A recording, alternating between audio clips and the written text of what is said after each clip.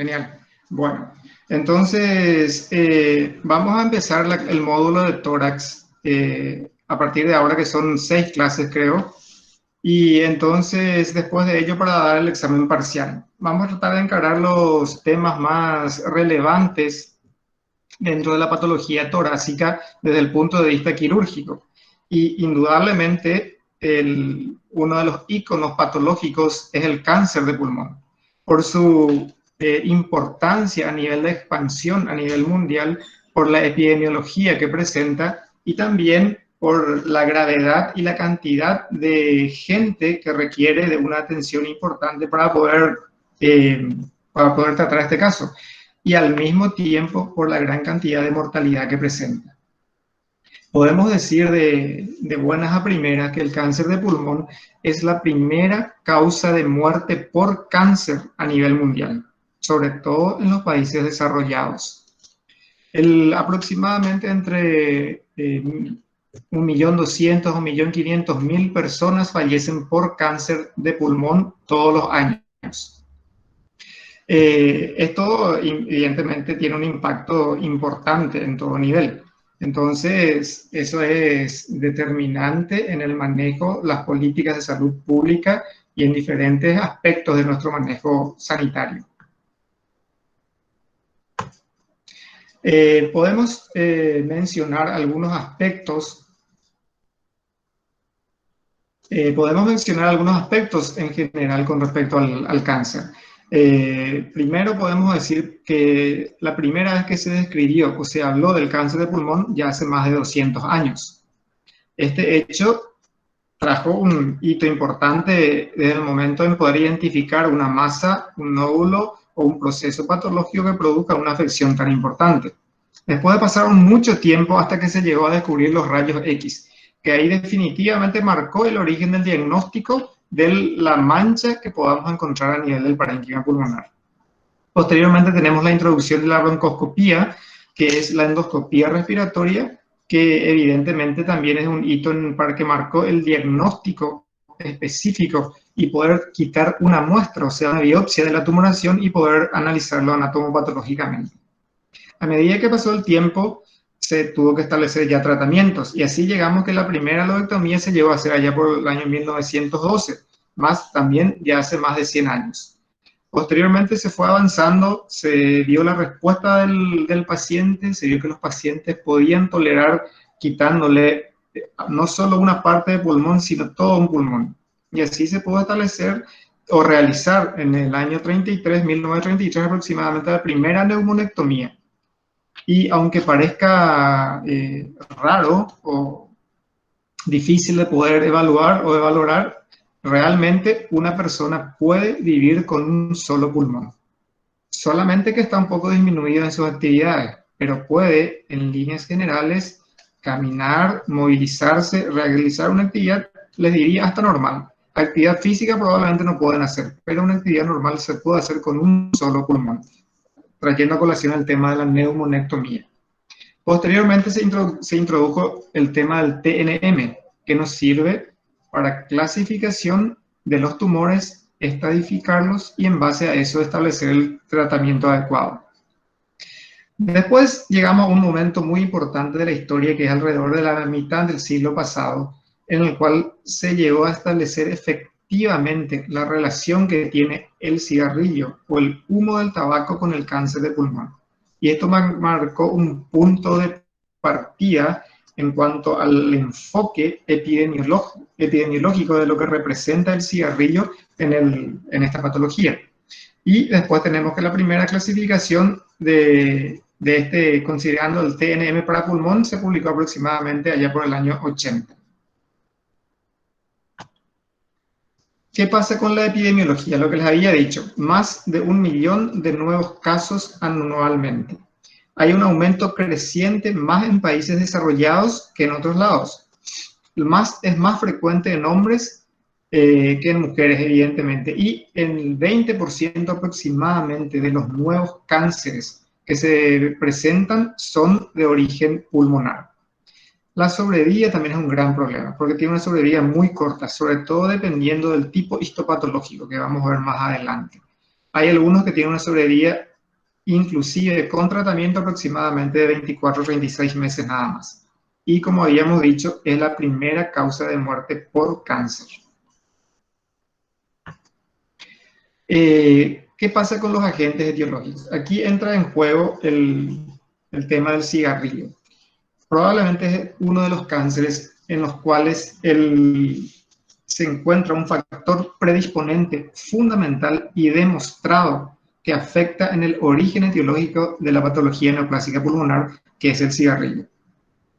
Existen otras causas también, como unas causas ocupacionales, también está el radón, también está la radiación, la polución atmosférica. La dieta depende de qué tipo de dieta está en juego, pero fundamentalmente lo que aquí no hay que quitar de vista es el tema del cigarrillo.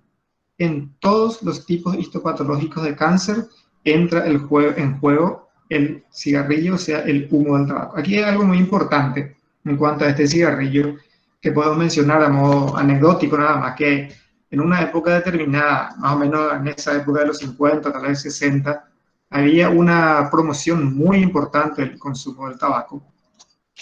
Había una marca, Marlboro, que tenía unas promociones impresionantes en las cuales se le pintaba al actor con un tipo bien parecido, exitoso, inclusive conquistador, éxito en el trabajo en todo sentido. Y después, una vez que se descubrió la incidencia y la relación importante que tiene con el cáncer, eso fue disminuyendo. Y paradójicamente el pobre señor más tarde falleció de cáncer de pulmón de origen tabáquico. Y él, contrariamente, comenzó a hacer unas campañas en contra del consumo del cigarrillo. ¿Qué pasa con el cigarrillo? También es cierto que existe una predisposición genética. Entran en juego una serie de oncogenes de manera que puedan actuar en la predisposición genética al cigarrillo. O sea que no es que todos los pulmones, como le dijo una vez un médico a un paciente, no es que todos los pulmones son accesibles al cigarrillo. Existen pulmones malos para el cigarrillo. Así se dice que aproximadamente un 20% de los grandes fumadores van a desarrollar cáncer de pulmón. Ahí también está porque de repente nosotros mismos o los pacientes nos manifiestan como mi abuelo fumó toda su vida, tiene 90 años y está súper bien. Y el amigo de hace 40 años, tiene 40 años y está con cáncer. Es porque justamente hay cierta predisposición genética que se ha demostrado en la afección que pueda tener el cigarrillo con los pulmones para que pueda desarrollar cáncer. ¿Qué más podemos decir del cigarrillo? Podemos decir que es el mayor causante de cáncer pulmonar, también que la nicotina es bastante adictiva, es más adictiva que la nicotina, que la cocaína, que hay muchísimos carcinogénicos, que el fumador pasivo también tiene un gran riesgo de producir cáncer y que la suspensión del hábito mejora el pronóstico. La posibilidad de presentar cáncer de pulmón en los exfumadores se va alejando a medida que pasa el tiempo en el cual fumar. Y así se dice que por arriba de los 10 años en los cuales una persona dejó de fumar, aproximadamente se equilibra la posibilidad de tener cáncer con un no fumador. Y ahí están otros aspectos también importantes de eso.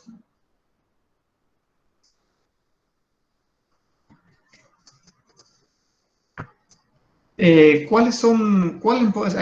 comenzamos con la parte importante, pasamos la parte epidemiológica y lo que nos tiene que llamar la atención con el cáncer de pulmón como médicos, sobre todo desde el punto de vista quirúrgico.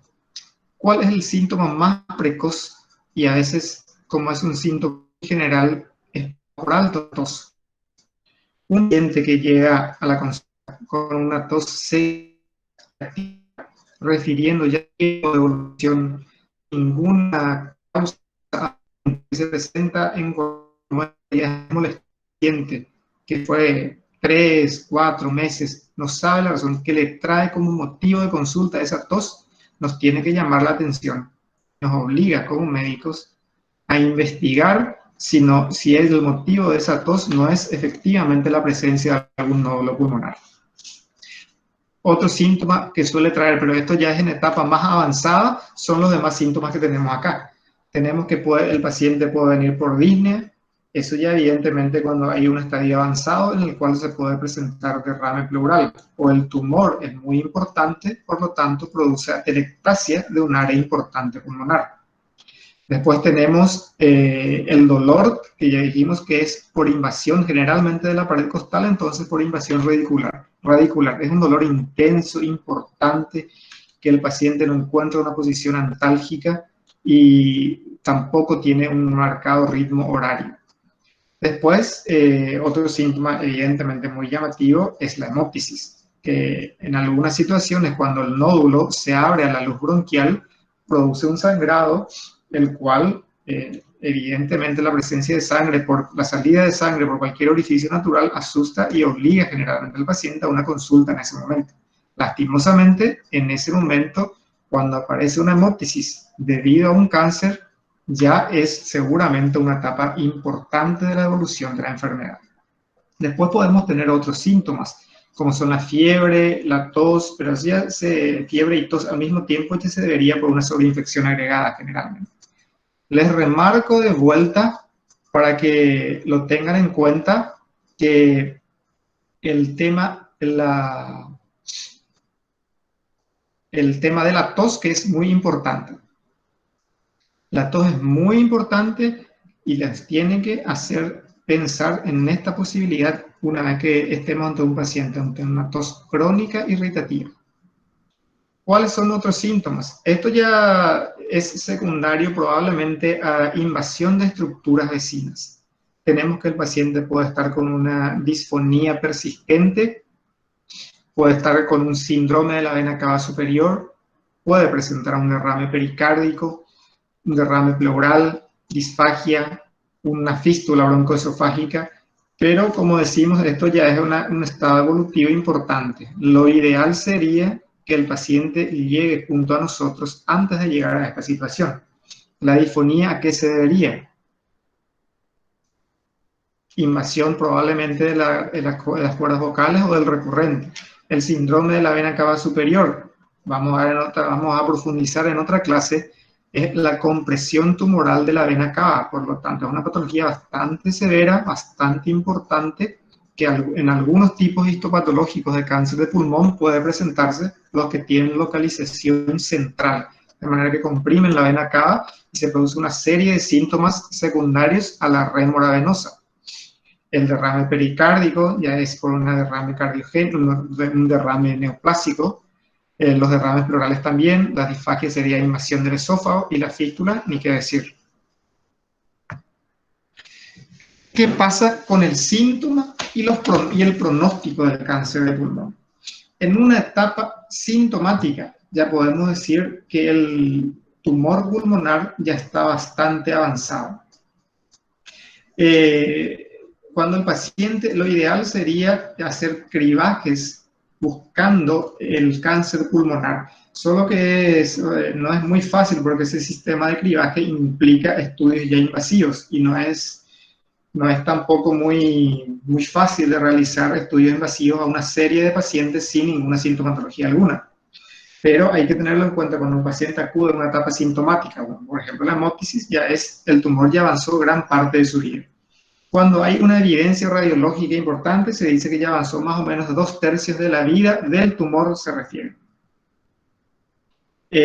Los asintomáticos, aquí al referirse a esto que los asintomáticos tienen una sobrevida poca, sobrevida de 18% nada más, tenemos que mencionar que la sobrevida mismo del cáncer de pulmón en forma global considerado es bastante baja. Por eso es que es un tumor muy agresivo y por eso es que presenta una mortalidad muy alta. Cuando hay síntomas de tumor primario, la sobrevida evidentemente que ya disminuye. Y cuando hay síntomas de metástasis, la sobrevida ya es extremadamente corta. ¿Qué pasa con las metástasis? Tenemos los síntomas más frecuentes de metástasis. En las metástasis del pulmón puede ir a ganglios cervicales, puede ir evidentemente a un tumor satélite al mismo pulmón o al pulmón contralateral, puede ir al sistema nervioso central, a los huesos, al hígado, a las suprarrenales. De ahí que al utilizar los medios auxiliares de diagnóstico, tenemos que pensar en estos posibles sitios de metástasis y en base a eso realizar los medios auxiliares para poder identificarlos. El sitio que está más accesible al examen físico son los ganglios cervicales, evidentemente. Entonces, si estamos ante un paciente que consulta por una situación probable con un cáncer pulmonar, nos obliga categóricamente a realizar un examen físico del hueco supraclavicular. Y si ahí identificamos la presencia de adenomegalias, el siguiente paso inmediato es realizar una biopsia de la misma. Y después, evidentemente, todos los demás medios auxiliares que vamos a ir a manejarlo, a hablar más adelante. ¿Qué síntomas puede tener? Cefalea y signos de focalización neurológica. Hay casos en un tipo especial de cáncer, sobre todo el cual se presenta ya en forma muy agresiva y una evolución muy rápida, como es el carcinoma de células pequeñas. Muchas veces el paciente se presenta a la consulta por signos de metástasis, como por ejemplo, no es infrecuente por metástasis cerebral. Entonces, ¿por qué viene el paciente a la consulta? Por mareos, por debilidad de miembros. Evidente, se hace el examen neurológico, se constata que probablemente el problema está en el sistema nervioso central y se hace los medios de diagnóstico y se llega a la conclusión que había sido, esos síntomas son debidos a metástasis de un cáncer de pulmón. Bueno, una vez que evidentemente hablamos de los síntomas del cáncer, aquí llegamos al punto importante y al punto en el cual los cirujanos tomamos mucha consideración, porque en base a esta clasificación es lo que vamos a realizar el pronóstico y el tratamiento adecuado. El tratamiento se ciñe estrictamente a realizar la estadificación correcta del cáncer de pulmón. Y como en todos los cánceres, sabemos que la T significa el tamaño del tumor y sus estructuras vecinas, el N es el compromiso ganglionar y la M presencia de metástasis. Más que en cualquier otro cáncer, es relevante la invasión ganglionar para decidir la conducta quirúrgica en un paciente de pulmón. No tenemos que olvidar que de todos estos tres, lo más importante y relevante es el N, o sea, la invasión ganglionar. Bueno, aquí está un poco más desglosado. Esto es, hay revisiones continuas de la clasificación por los nuevos hallazgos, por los avances tecnológicos para realizar los diagnósticos y el pronóstico de cada etapa en base a los últimos hallazgos. Por lo tanto, hay revisiones continuas. La última revisión se hizo en el 2018. Yo le hago acá les establecí un resumen para que no sea muy complicado, en el rasgo más general, no más, sin entrar en muchos detalles en cuanto a la clasificación para que sea más entendible. Tenemos el cáncer oculto, tenemos el cáncer in situ. El T1 es el tumor menor de 3 centímetros y rodeado de parénquima sano. ¿Esto qué significa? Que vemos en la radiografía del pulmón una manchita en el pulmón de bordes irregulares, pero que sea menos de 3 centímetros de diámetro y que alrededor no haya afectado nada, que el parénquima se vea normal. El T2 ya es un tumor mayor de 3 centímetros de diámetro y que llega a la pleura visceral, que haya atelectasia o neumonitis lobar. ¿Esto qué significa? Que si abrimos la cavidad torácica, vamos a encontrar el nódulo pulmonar que llega a la superficie del pulmón y produce una retracción a su nivel, una imbricación de la superficie pulmonar. Eso es porque llegó a la pleura visceral. Por ende, por detrás de esa atelectasia, por detrás de ese nódulo, ya se ve una pequeña atelectasia del lóbulo o una neumonitis, es como una infección debido a la obstrucción bronquial producida por ese tumor. El T3 ya hay invasión de la pared torácica, puede haber invasión del diafragma, de la pleura mediastínica, del pericardio, y la atelectasia ya puede ser pulmonar total. Eso significa porque el tumor ya es bastante avanzado, es muy importante, por lo tanto ya toma los bronquios importantes y ahí obstruye atrás del tumor, todas las luces bronquiales, por lo tanto puede haber una atelectasia importante de todo el pulmón. Esto no significa que todo esto se presenta en el T3. Puede haber uno de ellos, puede haber, por ejemplo, un tumor importante que invade la pared torácica. Eso ya es T3, sin que necesariamente haya una atelectasia o neumonitis lobar.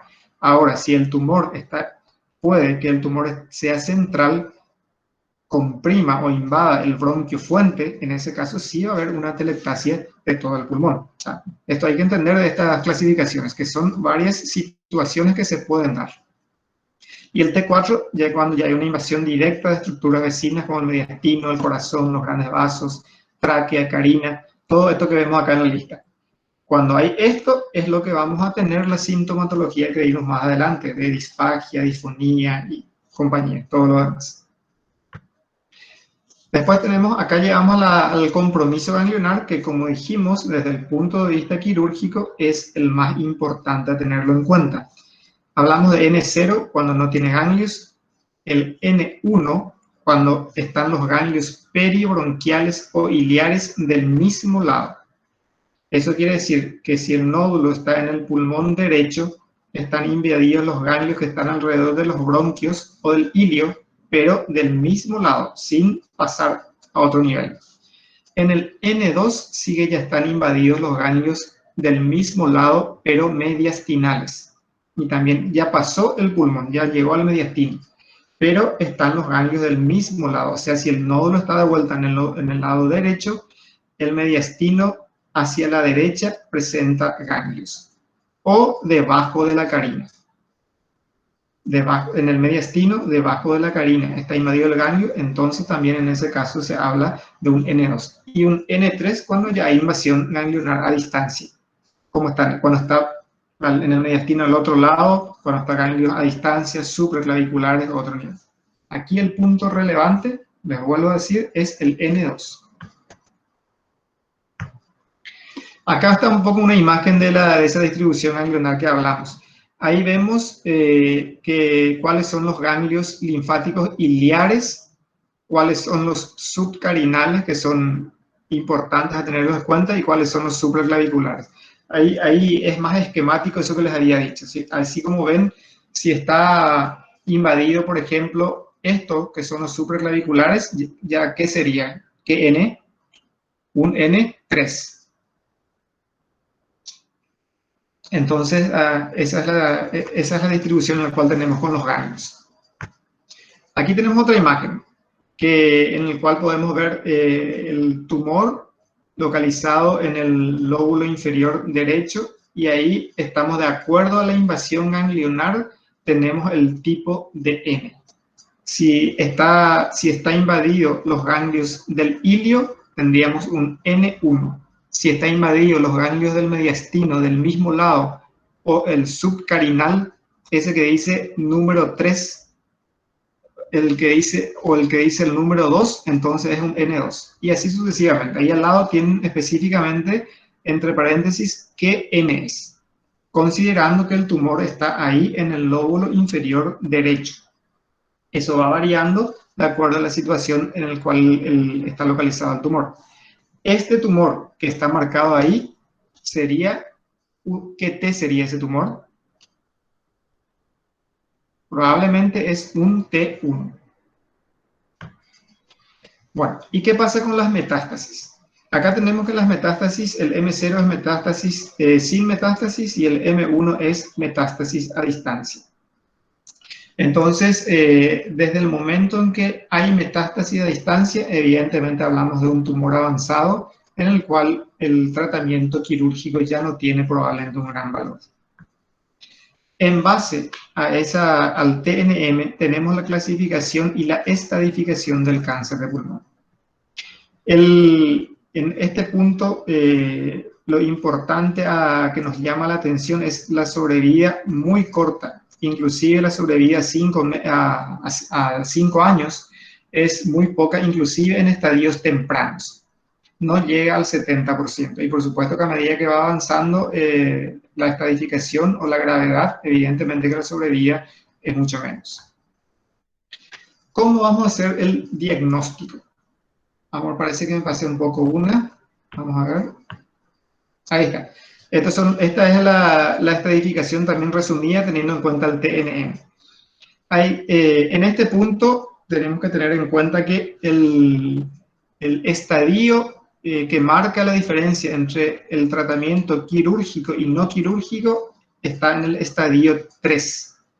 Hasta el estadio 2 está indicado probablemente sin dudas el tratamiento quirúrgico. Pero en el estadio 3 está la duda ya, porque el estadio 3A puede ser pasible tal vez de tratamiento quirúrgico porque el N puede ser 1, pero hay que evaluar. Lo seguro y concreto es que hasta el estadio 2 es pasible de tratamiento quirúrgico. Más allá probablemente no. Bueno, ¿qué pasa? Entonces, una vez que ya tenemos los síntomas, lo tenemos claro, los síntomas que puede presentar el cáncer del pulmón, sabemos la clasificación del TNM, que es muy importante, evidentemente que ante un paciente tenemos que hacer el diagnóstico. Y para hacer el diagnóstico, como siempre les digo y manifiesto, hay que hacer una sistematización del medio de investigación. Porque si no hacemos eso, es muy difícil que podamos hacer el diagnóstico. Entonces, en primer lugar, evidentemente tenemos la historia clínica, que es la investigación de los signos y síntomas. Una vez que estudiamos esos síntomas que llamamos y después los signos en cuanto a la investigación semiológica del paciente, vamos a recurrir a los medios auxiliares de diagnóstico. En este momento de la historia clínica vamos a sospechar de la presencia de un cáncer de pulmón. Por lo tanto, tenemos que recurrir a los medios auxiliares de diagnóstico para poder corroborar nuestro diagnóstico o descartarlo. En primer lugar, tenemos la radiografía de tórax, que es el medio diagnóstico más rápido y más accesible y que tenemos prácticamente en todos los hospitales de todos lados. Lo primero que tenemos que pedirle a un paciente es solicitarle una radiografía de tórax, que ya nos va a marcar el indicio importante de la confirmación diagnóstica. Seguidamente, recurriríamos a la tomografía de tórax, la cual puede ser simple o contrastada. Con la tomografía ya vamos a ubicar mucho mejor la masa tumoral, vamos a poder identificar los ganglios, que es muy importante para nuestra decisión quirúrgica, y al mismo tiempo vamos a poder ver la presencia o ausencia de metástasis, porque al realizar una tomografía vamos a hacer un barrido tomográfico desde el cerebro hasta la pelvis, para poder investigar la presencia o ausencia de metástasis. Siendo prácticos, si hacemos a un paciente una radiografía de tórax, vemos una mancha, una tumoración pulmonar, le pediríamos ya un barrido tomográfico para poder determinar mejor las características de ese tumor, la presencia de ganglios y la presencia de metástasis. Una vez que llegamos a este punto, existe otro método diagnóstico por imágenes que es muy importante y es más específico todavía para el cáncer, que es el PET. El PET scan es una tomografía por emisión de positrones, como dice su nombre, en la cual es muy sensible para determinar células neoplásicas. Por lo tanto, lo que sospechábamos en la radiografía, con más ahínco en la tomografía, probablemente lo vamos a confirmar definitivamente con el PET, el cual nos va a determinar y nos va a teñir de una tinción diferente las células neoplásicas y nos va a ayudar a sacar dudas de algunas imágenes sospechosas en las cuales definitivamente nos va a decir si está presente células neoplásicas en esa imagen o no. Y al mismo tiempo de confirmarnos lo del tumor primario, también nos va a confirmar las células neoplásicas, la presencia de células neoplásicas a distancia, o sea, las metástasis. En nuestro país desde hace aproximadamente 2 a 3 años que se está realizando el PET. Tiene un medio de contraste específico, tiene también su técnica, hay que afinarlo para que no tenga falsos positivos o falsos negativos, pero hoy día ya se está haciendo con bastante frecuencia y cada vez con mayor seguridad.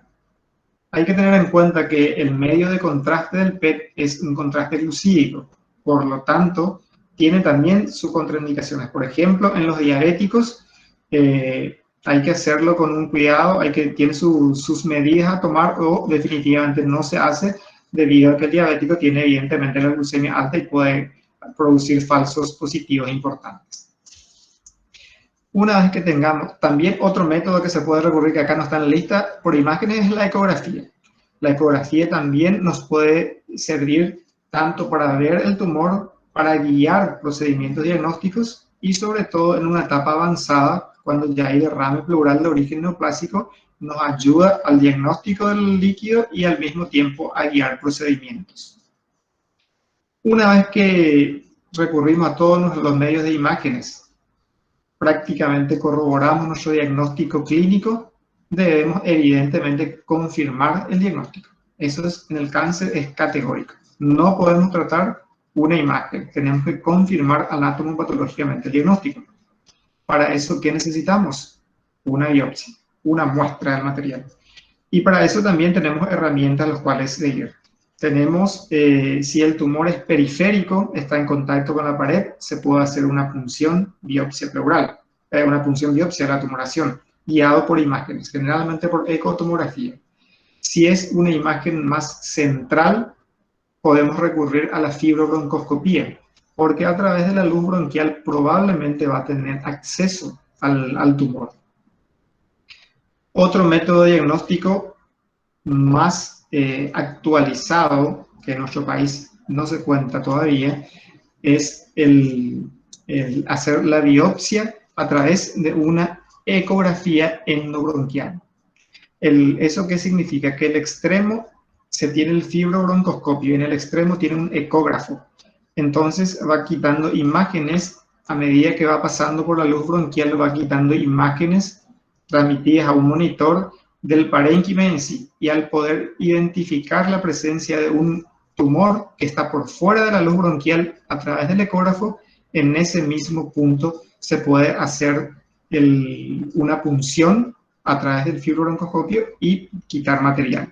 Es un método bastante efectivo en manos entrenadas y hay equipos a nivel en otros países, sobre todo en los países del primer mundo, que tienen bastante experiencia con este procedimiento. Aquí, lastimosamente, todavía no tenemos porque es un procedimiento realmente es nuevo luego, pero encima es bastante oneroso el equipo.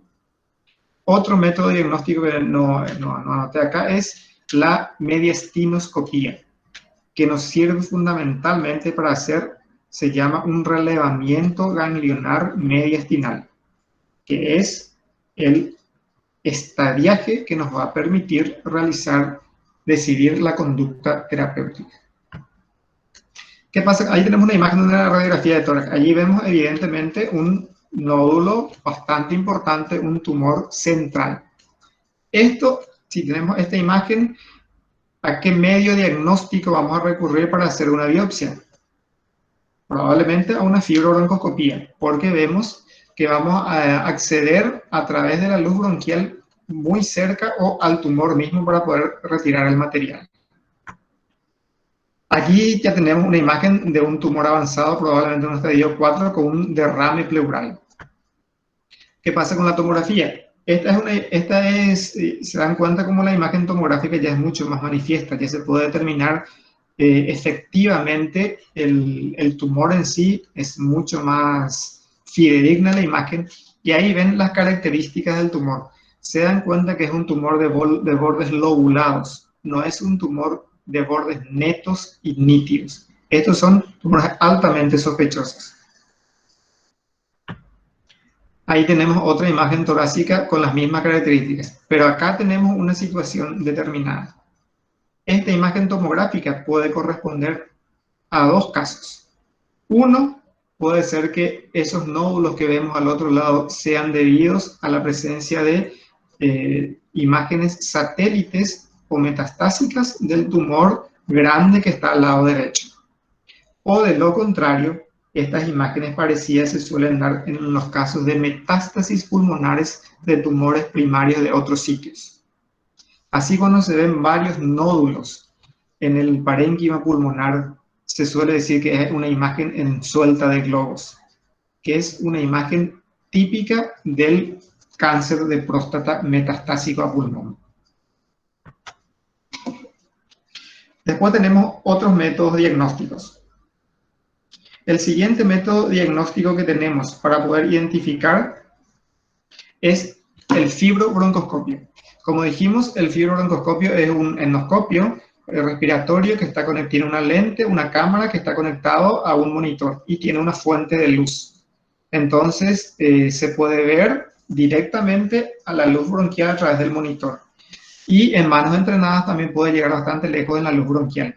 La gran ventaja de esto, del fibrobroncoscopio, es que se puede identificar visualmente la tumoración y al mismo tiempo se puede tomar biopsias, de manera a hacer el estudio histopatológico. Más o menos una posición que puede adoptar el fibrobroncoscopista para realizar ese procedimiento. Aquí tenemos una imagen comparativa con el PET scan. No es muy buena la imagen, pero se ven que ahí arriba las imágenes que se ven en las imágenes tomográficas que se ven, ahí abajo en el PET ya se ven coloreadas y teñidas, lo que les había dicho. Que ahí nos quita la duda de que efectivamente son células tumorales las que están ahí en ese tumor, que no son una imagen prestada o una imagen benigna o lo que fuera. Al pasarlos por el PET vemos que están teñidos, están coloreados, por lo tanto nos dice que son células efectivamente, células neoplásicas, que es un cáncer, por lo tanto tenemos que avanzar en el medio diagnóstico para poder estadificarlo y realizar la terapéutica adecuada. Ahí tenemos otra imagen del PET más linda, que se ven muy bien las imágenes. Ahí otra imagen importante. Y ahí también, aparte de la imagen a nivel pulmonar, vemos que se tiñe, se colorea un poco ahí la parte ósea hacia afuera y la parte blanda. Esta es la gran ventaja del PET, que nos ayuda a diferenciar, porque si fuera una imagen tomográfica nada más, ahí la parte blanda no veríamos de esa manera.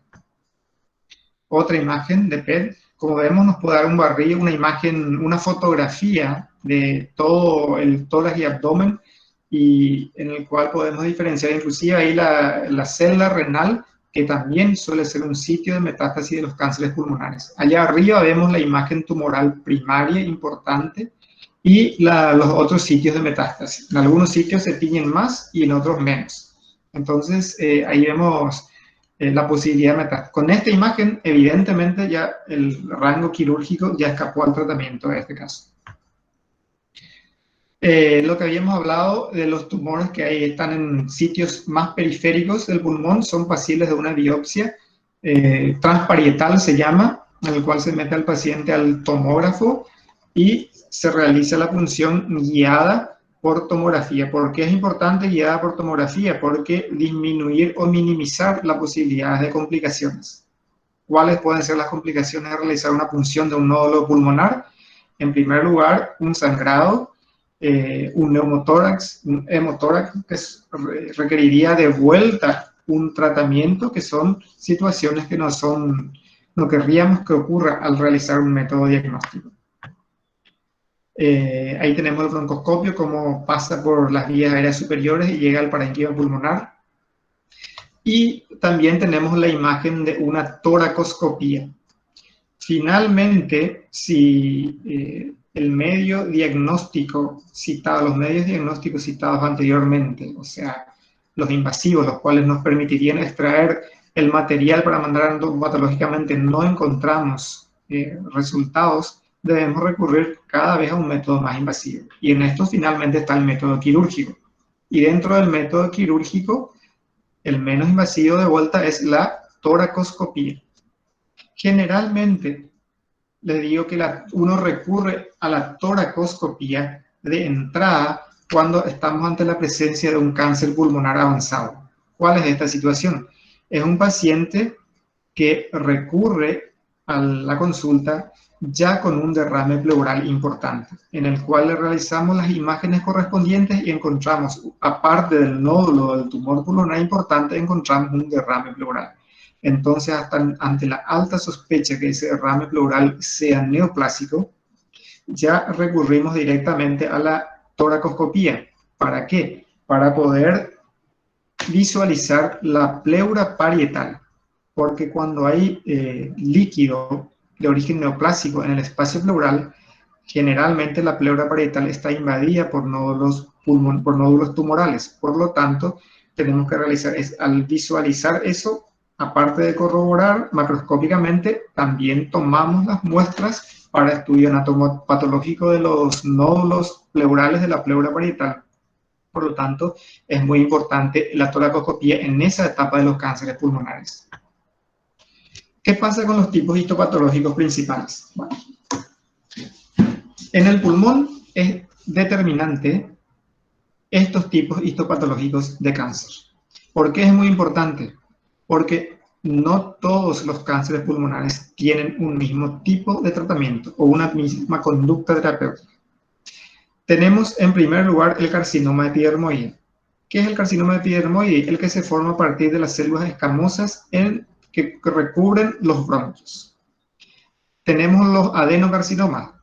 Esos son originarios de los neumocitos tipo 2, que generalmente son los precursores de los alveolos o de los bronquiolos. Después tenemos los carcinomas a células pequeñas, que se originan generalmente en las células neuroendocrinas que están distribuidas en forma aislada entre las células escamosas. Y después tenemos los carcinomas a células grandes, que son una serie de tumores indiferenciados muy importantes y variados. Bueno, ¿qué pasa con esto? ¿Por qué es muy importante esto? Porque acá se divide los tipos de cáncer pulmonar. Por un lado tenemos el cáncer a células pequeñas y por otro lado tenemos el cáncer diferente de células pequeñas. Ustedes cuando hablan de cáncer de pulmón en todas las comunicaciones, en todos los escritos, van a ver esta división, porque es totalmente diferente el enfoque. Por un lado está el cáncer a células pequeñas y por otro el cáncer diferente a células pequeñas. En cuanto a la presentación, en cuanto a la conducta, al pronóstico y al manejo terapéutico. Entonces, de vuelta les digo, ustedes tienen que dividir perfectamente ante la presencia de un cáncer pulmonar en estos dos grupos. ¿Qué pasa con el cáncer de células pequeñas? Son cánceres muy agresivos, generalmente se localizan a nivel central. Debido a su agresividad en el momento de hacer diagnóstico, generalmente ya está en etapa de metástasis. Por ende, ya escapa todo tratamiento quirúrgico. Y representan aproximadamente el 20% de todos los cánceres pulmonares. ¿Qué pasa con los cánceres diferentes de células pequeñas?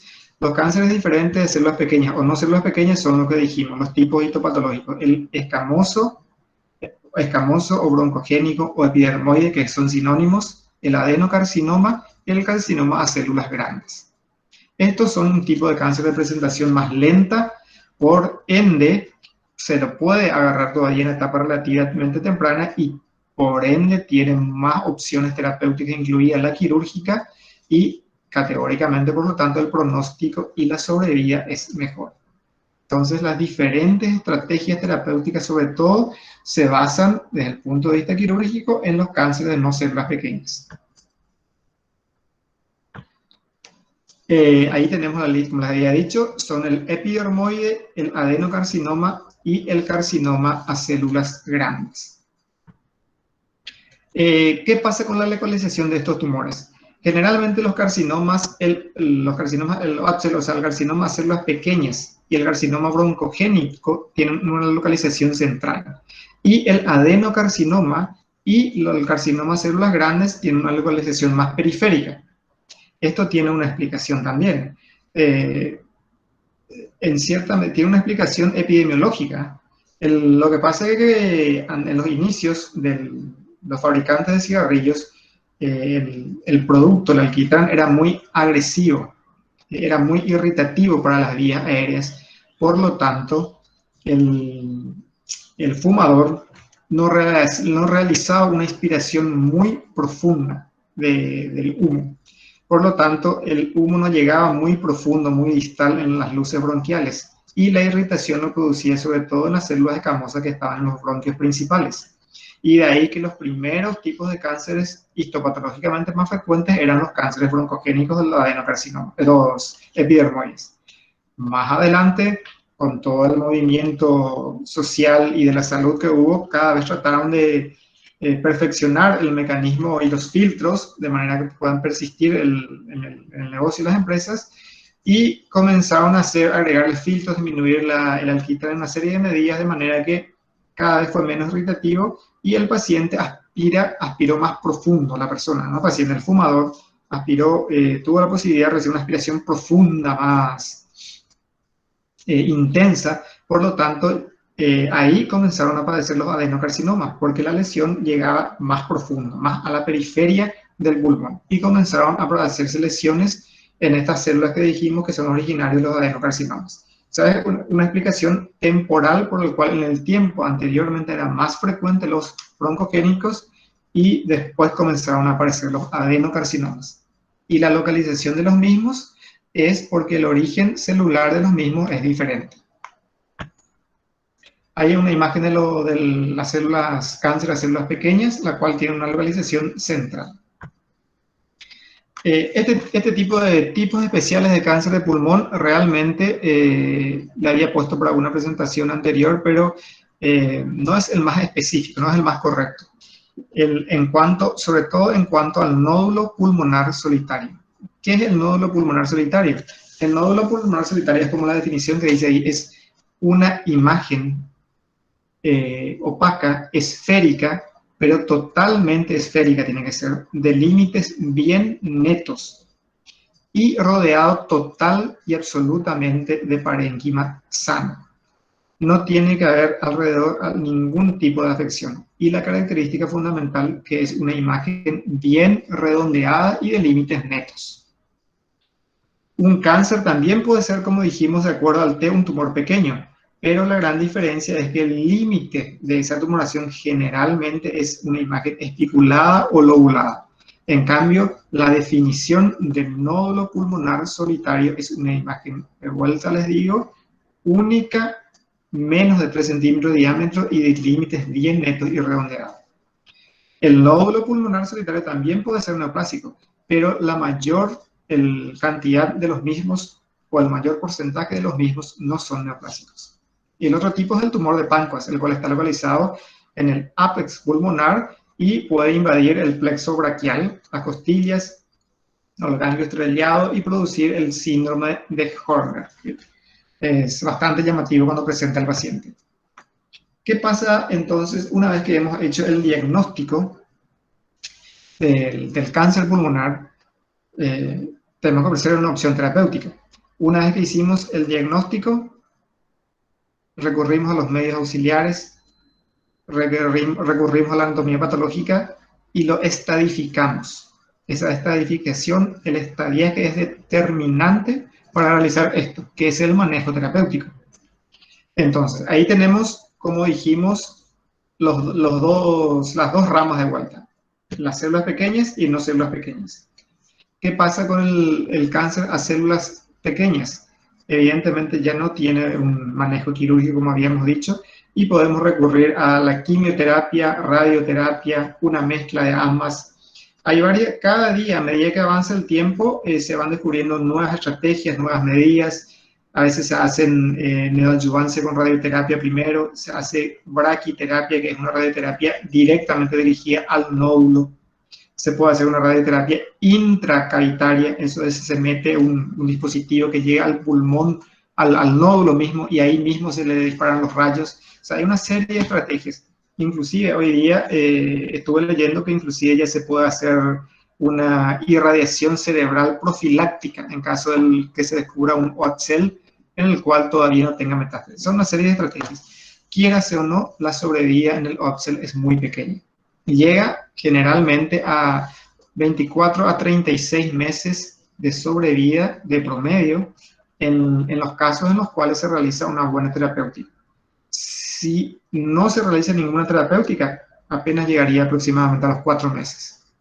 Y el de no células pequeñas, ahí tenemos el tratamiento quirúrgico, que es muy importante dependiendo de la estadificación y de la correcta estadificación que hagamos.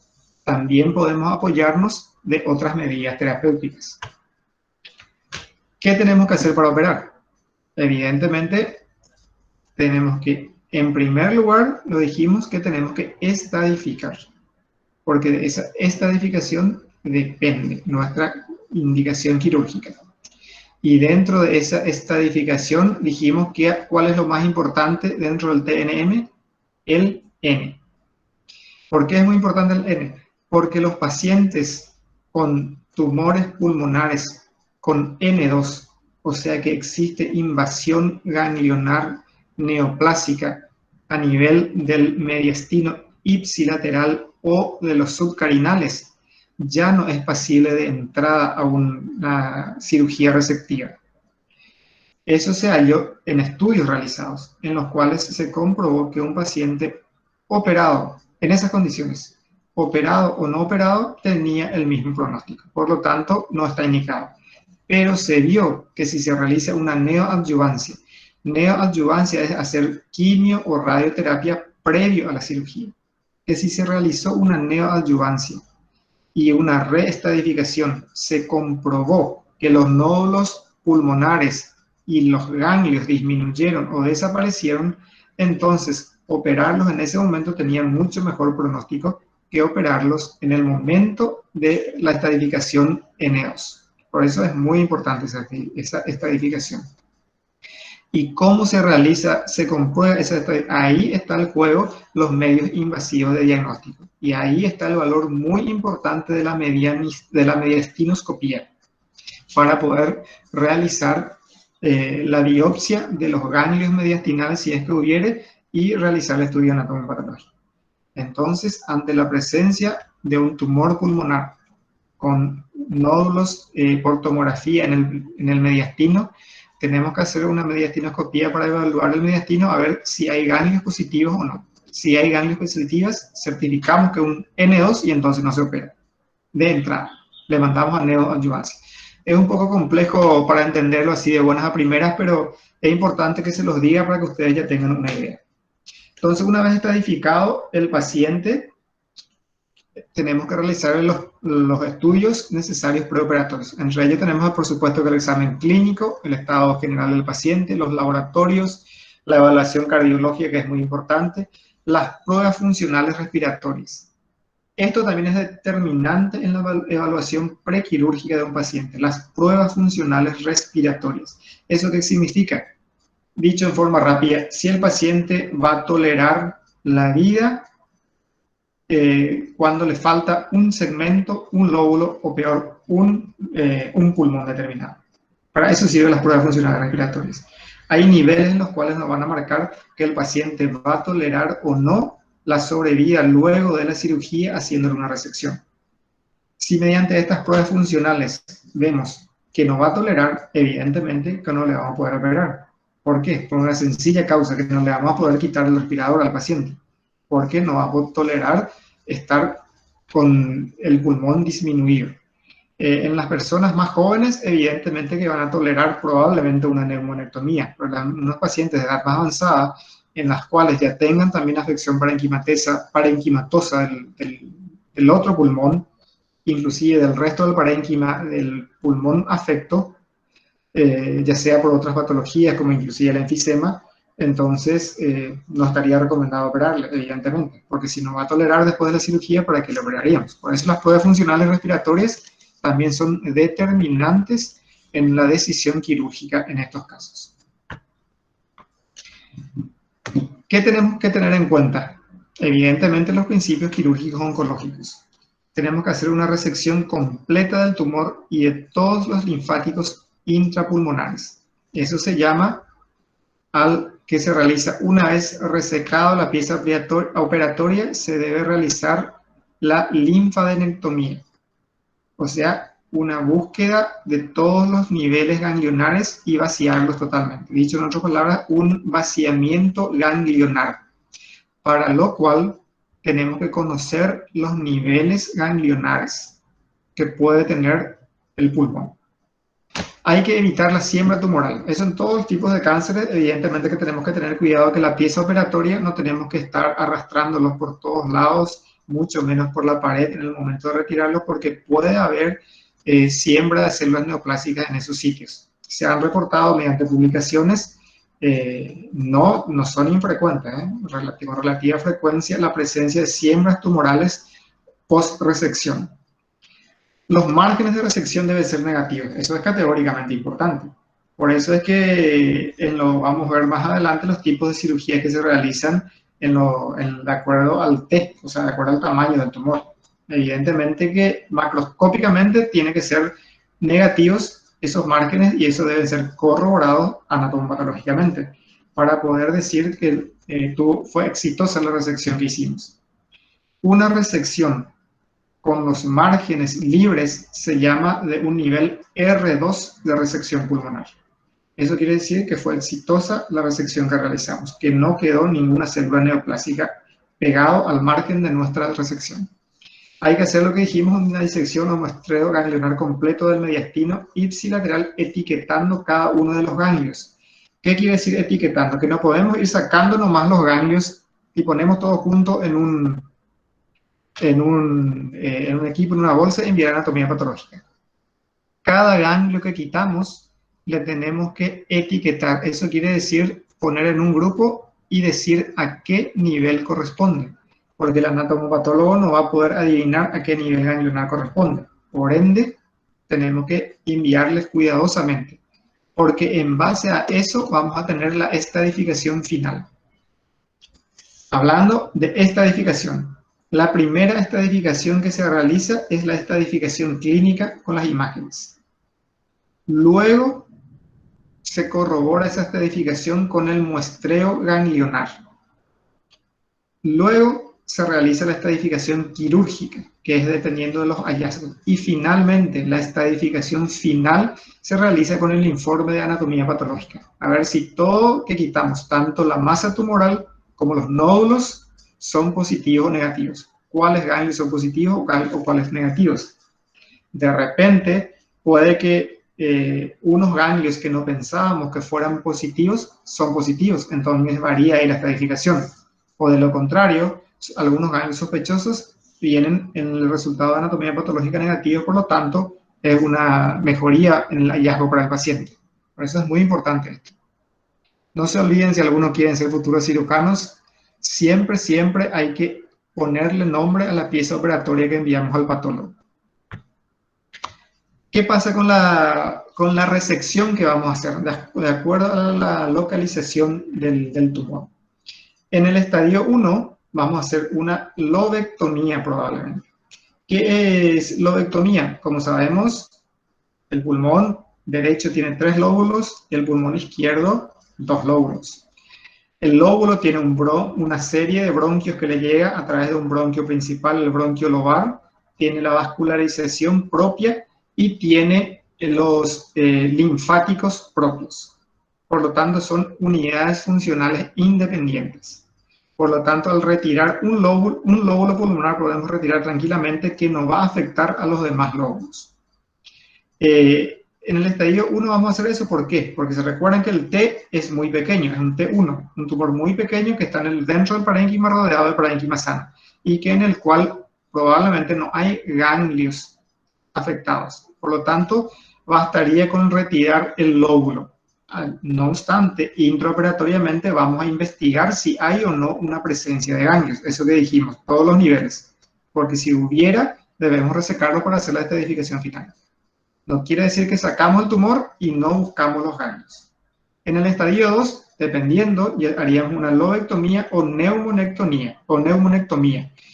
Con disección. Aquí sí que categóricamente hay que realizar la disección ganglionar completa.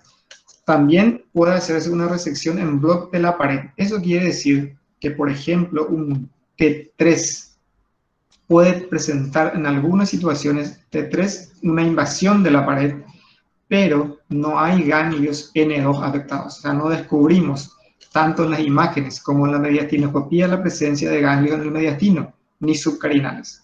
Por lo tanto, no es un N2. Por lo tanto, está indicada la cirugía. Entonces, a pesar de que el tumor invada la pared, entonces se saca el tumor con sus márgenes libres, que incluiría toda la pared costal. Y después eso se reconstruye mediante una prótesis. Y después ya llegamos al estadio 3, que ya está la duda y, o sea, más que la duda, el buen análisis, a ver qué opción terapéutica le correspondería más. Sería, si es cirugía de entrada, neoadyuvancia, o primero neoadyuvancia, luego evaluar cirugía, cosas así.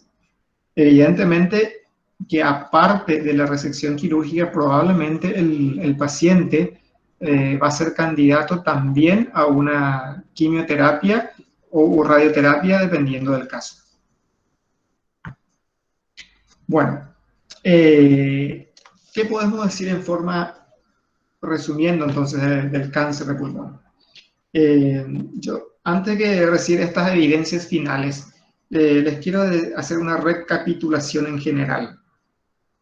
Paciente con antecedente de ser un fumador importante, que consulta por una tos crónica irritativa de tiempo atrás sin otra causa aparente, nos debe llamar la atención y debemos investigar la presencia de cáncer. Tenemos que tener en cuenta la fuerte incidencia del cigarrillo. Tenemos que tener en cuenta que, no obstante esto que estamos diciendo, no toditos los fumadores van a desarrollar cáncer de dientes. Eso les salva a los que están fumando. Que aproximadamente el 20% de los grandes fumadores van a desarrollar cáncer por una causa genética.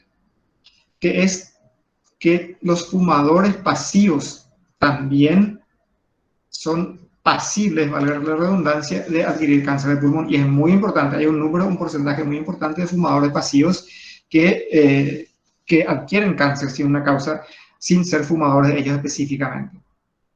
Que es muy importante los medios auxiliares de diagnóstico en el cáncer de pulmón. En los procesos abdominales, probablemente mucho entra también en juego los medios diagnósticos, pero en el cáncer de pulmón es determinante. Juega un rol importante el PET, juega un rol determinante los medios invasivos, los cuales nos van a permitir obtener un material para hacer la anatomía patológica y sobre todo para poder estadificar ganglionarmente el cáncer. Entre eso estamos el muestreo ganglionar mediastinal. El muestreo ganglionar mediastinal es obligatorio antes de seguir la conducta terapéutica. ¿Por qué? Porque, como dijimos, vamos a buscar la presencia de invasión ganglionar mediastínica. Y ante la presencia lo vamos a tipificar como un N2 que no es pasible de cirugía inmediata. Finalmente, es muy importante los tipos de tratamiento quirúrgico a realizar en base a la estadificación que realizamos en esta paciente. Entonces, todos esos aspectos hay que tener en cuenta. Por ejemplo, para la opción de los medios diagnósticos, un tumor central, ¿qué medio diagnóstico vamos a elegir? Una broncoscopía probablemente. También podemos elegir un EBUS. Un EBUS es la sigla de la ecografía endobronquial guiada por fibrobroncoscopía. Si es un tumor periférico en contacto con la pared, probablemente vamos a elegir como medio diagnóstico una punción transparietal, porque es mucho más accesible y no vamos a través de una broncoscopía no vamos a llegar a esa masa tumoral, teniendo en cuenta siempre las complicaciones que pueden presentarse. Y finalmente, la terapéutica a seguir.